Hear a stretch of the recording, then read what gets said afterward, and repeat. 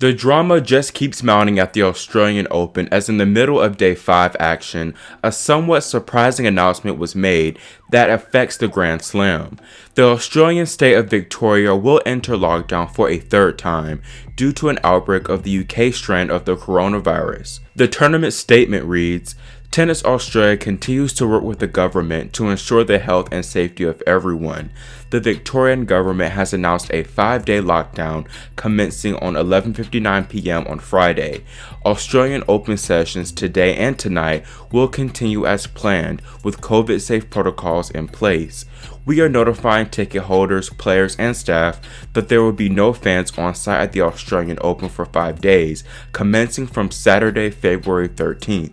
Full refunds will be available for anyone who has tickets for these sessions, and they will be advised on how to apply as soon as possible.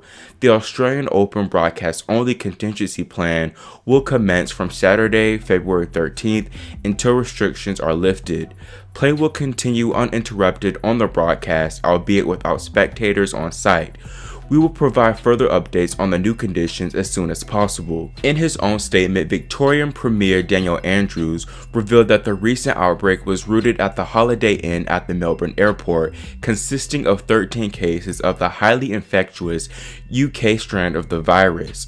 Andrews said that the tournament will go on as scheduled because these pro players are performing their essential work. He also stated that this outbreak wasn't linked to the quarantine hotels used by tennis players. This tournament has really gone through a lot, and I've had to make like 4 separate videos, first talking about its delay to February 8th, then the players going into hard quarantine, then the lead-up events being postponed, and now this. The fans won't be allowed until Wednesday, which is around the quarterfinal/semifinal stage, which is disappointing but not new as the US Open was fanless as well. Now, when the Australian Open said no fans on Saturday, they meant it, kicking out the spectators watching Novak Djokovic and Taylor Fritz's third-round battle on Rod Laver Arena. Speaking of which, Nole survived a comeback from the American and an abdominal injury, winning 7-6, 6-4, 3-6, 4-6, 6-2. After winning the first 2 sets and being up 2-1 in the third, Djokovic called for the trainer, citing the ab issues. From then on, Novak visibly appeared to struggle physically after wincing after serving and hitting routine ground strokes.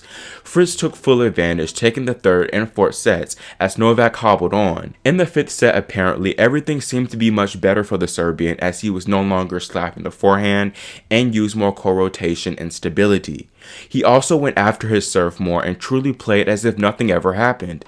After the match, Djokovic said that it was a very special win for him and one that he'd remember for a very long time. He also says that he believes it's a tear of the muscle, so he doesn't know if he'll be able to recover in time for his next match in 2 days against Milos Raonic. He's just very proud of this achievement. Taylor Fritz, on the other hand, has some interesting comments in his post-match press conference. In the fifth set, he looked pretty good to me. I have to give credit, in the fifth set he was really good. Nothing like the third and fourth set. He was serving unbelievable, 2 first serves and barely missing any spots. I should have expected that. If he was really injured, he wouldn't have kept playing. He looked like he was struggling in the third and fourth. He didn't look like he was struggling in the fifth. Maybe he fought through it. I'm happy for him that he had such a good recovery. We'll see what happens. We'll see if he plays. Obviously, he wasn't looking too good in the third and fourth. He was moving well and playing well in the fifth.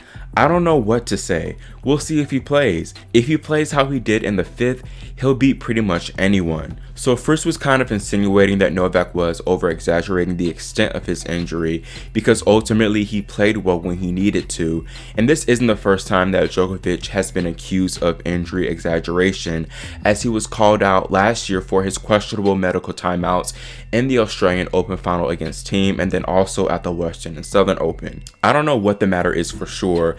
It could be that Novak has these injuries and has the champion mentality and fights through it, or there could be a bit of gamesmanship at play, but I'm just really not sure. I'm just going to say congratulations, Novak, and I wish you a strong recovery for your next match. Now, Nole wasn't the only top seed who survived in 5, as Dominic Thiem came back from 2 sets to love down to defeat Nick Kyrgios 4-6, 4-6, 6-3, 6-4, 6-4. This perhaps could be the match of the tournament, as both men played really solid throughout, and Nick really took it to Thiem early on. I think he had 2 really big opportunities to where he could have won this match in 3 or 4 sets. In the first game of the third set, Nick had 2 break points, but made 2 costly backhand errors.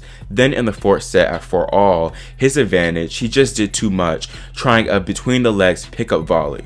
I'm very impressed with Thiem for many reasons, one being able to withstand all the tough conditions last night, the rowdy crowd on John Cain Arena, Kyrgios' unpredictability and great play, plus the deficit he was behind. Last year was really big for Thiem in terms of his maturity and overall development, and I now 100% feel that he's on par with Nadal and Djokovic in terms of mental clutchness and knowing when to step it up. Kyrgios was going to have to battle until the very end to get that win, and unfortunately, I don't think he was ready for that big step. He still hasn't had that major breakthrough, and this probably would have been top 3 of his biggest career victories to date.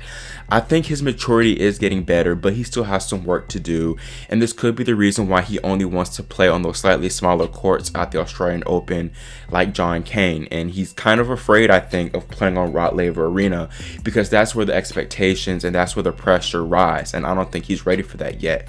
Now, moving on, in the round of 16, Thiem plays Grigor Dimitrov, who had an easy day at the office due to Pablo Carreño Busta retiring down love 6, love 1 due to an illness.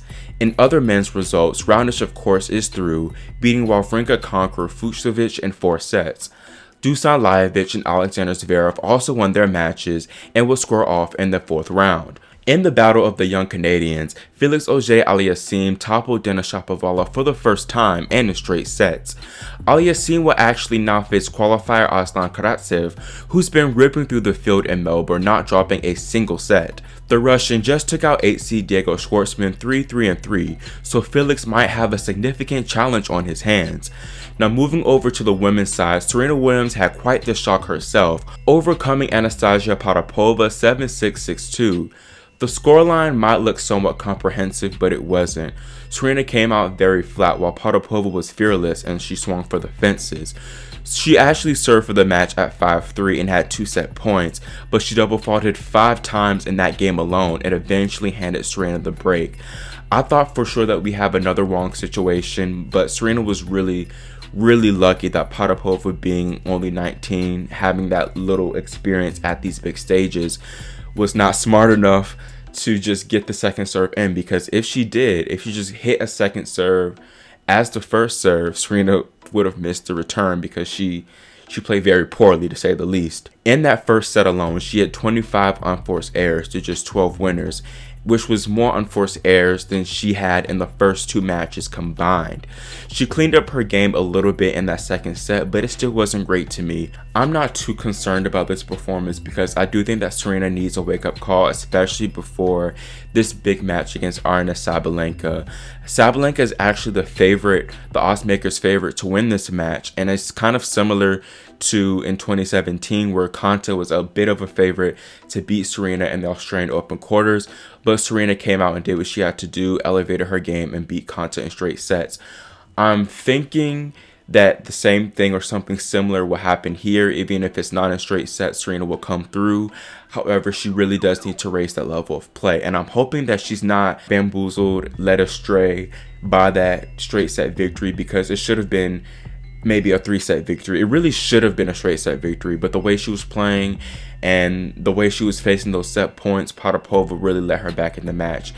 And she needs to know, I hope she does know, that that was unacceptable. She cannot play that way. And not only the next match, but the matches after that, because it's going to get very, very difficult for her. Overall, she just seemed very tight. She wasn't moving her feet. And maybe she seemed tight because I knew that Potapova was playing well this year, although they did play last year at the Australian Open and Serena beat her love in 3. This girl had improved a lot, and Serena, of course, being the favorite and wanted to get over that hump, I'm sure that she also had some Wong flashbacks as well. So hopefully that's the reason why she was playing a little bit flat. Her feet were in the cement almost. And because I guess she'll be kind of an underdog in these next matches, she'll free up a bit and be focused. As I mentioned, Sabalenka is next for Serena, who is looking very good as she just beat Only 6-3, 6-1. In the quarters, Williams, should she get by Arena, will face a major champion in either Iga Swiatek or Simona Halep. Even though in my tournament preview I chose Iga beating Simona in this round of 16 match, I think that Halep getting out of that hole against Tomljanovic in the second round will help her a lot. And she's also going to be keen on getting that revenge over Iga after the Pole straight up embarrassed her at the French Open. Thus, although Iga is the better player and should win, she might have an end to her slam winning streak. Another woman still on a slam winning streak is US Open champ Naomi Osaka, who is still cruising through the draw, beating Ons Jabeur in the third round 6-3, 6-2. One thing I just realized until now is that Naomi hasn't lost a match in nearly a year since when she had that emotional match at the Fed Cup. Since then, she's been on a complete tear, and I haven't really seen her play one sloppy match. Speaking of butterfly effects, the world number 3 is being hailed as the Butterfly Whisperer after calmly taking care of an invading insect before setting it free. Up next now is for me the match of the tournament between Osaka and Garbine Muguruza after Garbine won another decisive straight set match over Serena Diaz. These two are the most informed players of the tournament at the moment, and it's truly a shame that they have to meet so soon in the round of 16. It's even more intriguing to me because it's the first time that these two big ball strikers are playing against one another. In the tournament preview, I chose Muguruza to win, but I might change my decision after preparing a full match preview for this one, so stay tuned for that. Lastly, fan favorite Shea Su Wei has backed up her big win over Bianca Andreescu, beating Sara Irani to advance to the second week. Shea was down 5-3, 30 all in the decider, being 2 points away from defeat, but kept fighting and ultimately strung off 4 consecutive games to come through. I think that really everybody likes Shea. How can you not? She's a really fun person with a fun tennis game to watch. Also, I think her uniqueness from her playing style to not having a clothing sponsor also attracts people to liking her even more, and she seems to be growing in popularity by the minute. Shea now faces 19th seed Marketa Vondrousova, who beat Sorana Cirstea 6-2, 6-4. That's all for today's video, and let me know what you think about the fan ban, Djokovic and teams Houdini acts, and the results in the comment section below. Also, make sure you subscribe and click the notification bell so you're notified whenever I post my match preview videos. Thanks for watching, and we'll see you next time here on Grand Slam Tennis News Today.